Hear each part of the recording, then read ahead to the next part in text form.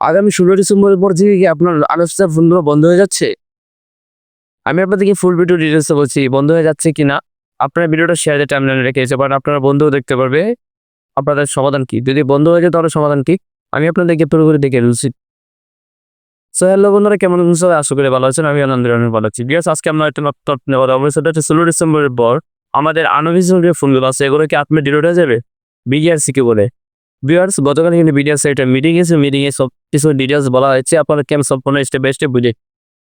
প্রথমত হচ্ছে যে ফোনগুলো আনঅফিসিয়াল আছে এগুলো আসলে এখন সরাসরি বিটিআরসি বন্ধ করবে না। এটা হলো একটা সোশ্যাল বাগ। দ্বিতীয়ত হচ্ছে আপনাদেরকে রেজিস্ট্রেশন করতে হচ্ছে না, আপনাদের রেজিস্ট্রেশনটা অটোমেটিক হয়ে যাবে।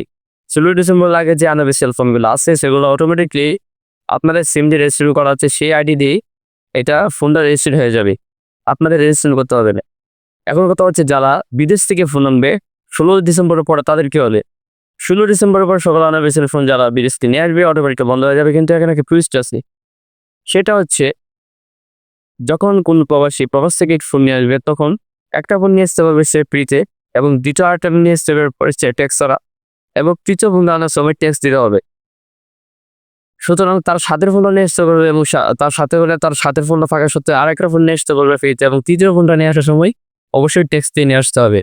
এখন কথা হচ্ছে কি, যদি বিদেশ থেকে ফোনগুলো বাংলাদেশে আসে তাহলে 1 মাস পর্যন্ত ফ্রিতে চালাতে পারবেন, এমন একটা সুযোগ পাবেন। এই 1 মাস সুযোগের মধ্যে আপনারা বিটিআরসির ওয়েবসাইটে গিয়ে আপনাদের ফোনটা রেজিস্ট্রেশন করে নেবেন, তাহলে কিন্তু আপনারা ইউজ করতে পারবেন। যদি আপনাদের কোন কনফিউশন থাকে পরবর্তীতে আমার ভিডিও আসবে, আপনার চ্যানেলটা সাবস্ক্রাইব করে পাশে রাখতে পারেন। আপনাদেরকে আমি পরবর্তী স্টেপ বাই স্টেপ সবকিছু দেখিয়ে দেবো বা বলে দেবো। এখন আপনারা চাইলে যে 16 ডিসেম্বরের পরে যদি কোনো ফোন কিনতে চান তাহলে আপনারা একটা কোড দেখতে পাচ্ছেন, আমি স্ক্রিনে দিয়ে দিয়েছি। এই কোডটা ডায়াল করবেন, ডায়াল করে দেখতে পারবেন সেই ফোনটা অফিসিয়াল না আনঅফিসিয়াল। এটা অবশ্যই 16 ডিসেম্বরের পরে কার্যকর হবে। আপনাদের অনেক কাজে লাগবে, এই জন্য টাইমলাইনে শেয়ার দিয়ে রেখে দিতে পারেন। আপনাদের অনেক কাজে লাগতে পারে পরবর্তীতে, আজকে না লাগবো।